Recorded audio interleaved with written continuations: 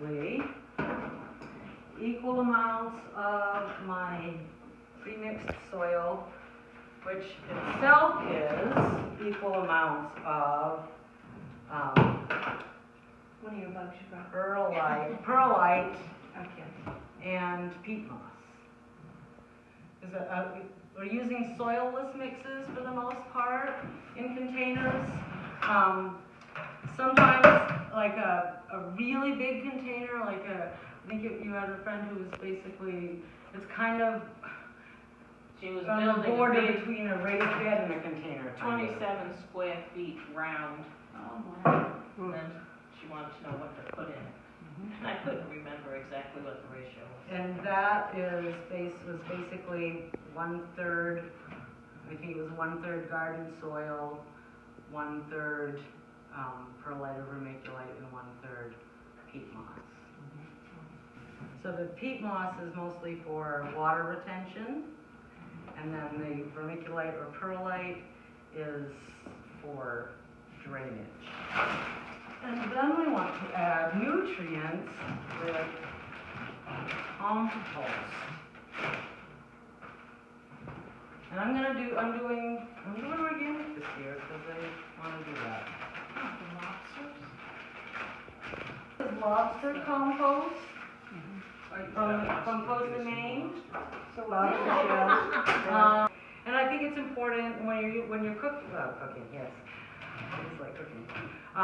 When you're making soil for containers, there are lots of reasons to not use garden soil. Can be disease and insects. There's stuff you don't want to put in that can manage in open ground where it can get dispersed. But if you put it in a container, it's all your problems are just going to be concentrated. Mm-hmm. So It's heavy. it's heavy, yes. If you're going to use garden soil, there are ways to sterilize it if you are concerned about disease and/or weed seeds. Weeds. Yeah.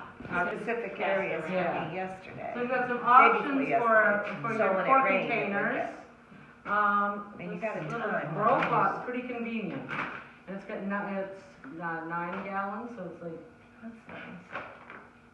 9 gallons. I used that last year for the first time, and I put 2 tomato plants or 2 peppers, I can't remember which. Yeah.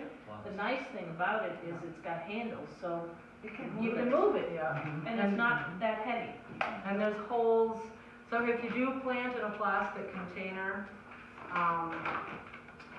even if it's, I've got a 5-gallon bucket here, and I haven't used it as a planter, because it's only got holes in the bottom. If I were to use it as a planter, I would want to put, probably another series of holes in there. Oh, yeah, it'll take long with the drum. No. I got a, This. Has anybody heard of hugelkultur? no. Got me there. So it's basically done with chunks of wood in like a mound, hugel mound, or in a ditch, and you kind of fill up the ditch with debris essentially, and then plant into that. Last year, didn't it? It's a little, yeah, I haven't done full research into it, just to, heard some stuff here and there, and it's very intriguing, and there are people who get great Well, results. my neighbor plants mushrooms on old logs. and Yeah. things. Yeah. Yeah, So, yeah. So I got some, hardwood works best. So I did some chipping a couple of years ago, maple tree, and so it's been in contact with the ground for a while. So that's what I'm going to use in the bottom instead of stones or what they call inert material, which like chunks of plastic or whatever are inert. Or crushed soda cans, yes. Yeah. Terracotta pots, yeah, that's definitely inert, I would call that. Retirement, yes. So, and, you know, so this way the drainage is enough in there for drainage, and it'll slowly release, it will release nutrients, theoretically. Oh, yeah, so this part, treated wood, um, like a cheesecloth. this is row cover, but you don't want all that soil to fall down in between, because that just defeats the whole purpose of having drainage in there, because it'll start compacting. You don't want compacted soil, because then yeah, I know, I was like, of course, that makes so much sense, and I read about it. I think I gotta take notes. I thought I knew everything. I've never seen anything like this.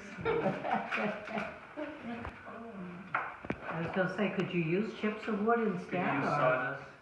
Sawdust will compact. So if the chips are big enough, it's just that we don't want it. You need the air around. Yes, exactly. I buy bags of cedar chips from the cedar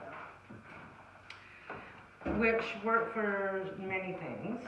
Well, it just goes between my blueberry rows to keep the grass. Right. Well, and blueberries are acid-loving Yes, plants. made of cedar. Where do you get that? That's a cedar mill. Where's that? Oh God, Louis goes, was local, Yoda's.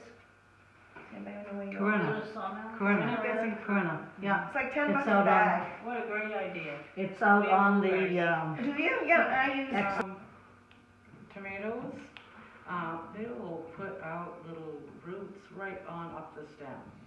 So you plant them right to the neck, yep. the deeper you plant. And the my bigger mother your used to, dig a trench and lay them in. I've done that too. That's what we do. That's what Yeah. we used to do. Sometimes you get them, they're awful leggy. Yes, And yes. those ones you would lay in a trench. Yeah. But These I ones would are, do these are right up- nice, these are. I would do these right up to the top.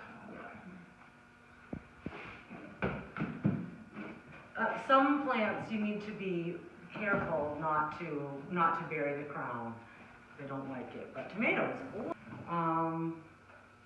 Most commercial fertilizers will have on the label how to go about it. I've got Neptune's Harvest, which is what I've been using. And because something like Miracle Grow are much higher concentrations of fertilizer.